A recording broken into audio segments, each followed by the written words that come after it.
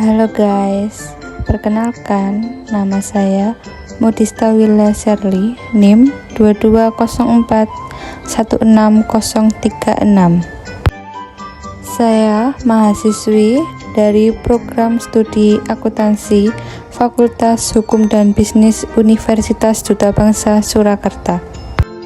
Di sini saya akan memaparkan tugas mata kuliah perpajakan dengan dosen pengampu Ibu Antin Okvitasari, SE, MSI, AK, CA, dengan materi objek pajak penghasilan. Objek pajak penghasilan adalah setiap tambahan uang ataupun dana yang didapat atau diterima oleh wajib pajak yang bertempat tinggal di Indonesia ataupun di luar Indonesia. Contoh dari objek pajak adalah yang pertama, objek pajak sesuai Undang-Undang di nomor 36 tahun 2008. Yang kedua, objek pajak final. Beberapa yang akan dianggap sebagai objek pajak penghasilan adalah sebagai berikut. Yang pertama, imbalan yang berkaitan dengan jasa atau pekerjaan, di dalamnya mencakup upah, gaji, bonus, tunjangan uang pensiun, komisi, gratifikasi, atau imbalan dalam bentuk lainnya.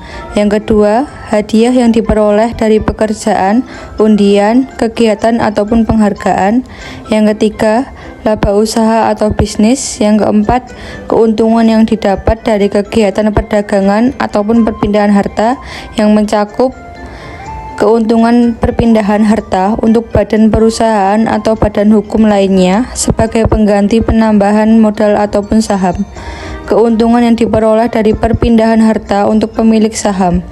Keuntungan yang diperoleh dari adanya penggabungan, likuidasi, ataupun reorganisasi dalam nama atau bentuk apapun. Keuntungan yang didapat dari adanya perpindahan harta seperti sumbangan atau hibah. Keuntungan dari kegiatan penjualan atau pengalihan hak penambangan. Yang kelima, menerima kembali dari pelunasan pajak dan sebagainya. Objek yang tidak termasuk dalam objek pajak penghasilan adalah sebagai berikut. Yang pertama, sumbangan atau bantuan keagamaan yang bersifat wajib bagi para penganut agama yang diakui di Indonesia. Bantuan tersebut juga harus diterima oleh lembaga keagamaan yang memang sudah disahkan oleh pihak pemerintah. Yang kedua, harta hibah yang penerimanya adalah keluarga sedarah di dalam garis keturunan 1 derajat.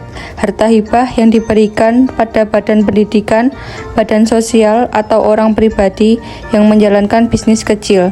Ketiga, setoran tunai yang digunakan sebagai pengganti saham ataupun penyertaan modal. 4. Imbalan dalam bentuk kenikmatan atau natura. 5. Pembayaran yang dilakukan oleh perusahaan asuransi pada orang pribadi. Keenam, dividen yang diterima dari perusahaan terbatas atau PT. 7. Iuran dana pensiun. 8. Penghasilan yang didapat dari modal dana pensiun. Yang terakhir, bantuan yang dibayar oleh BPJS atau Badan Penyelenggara Jaminan Sosial. Sekian dari saya, terima kasih.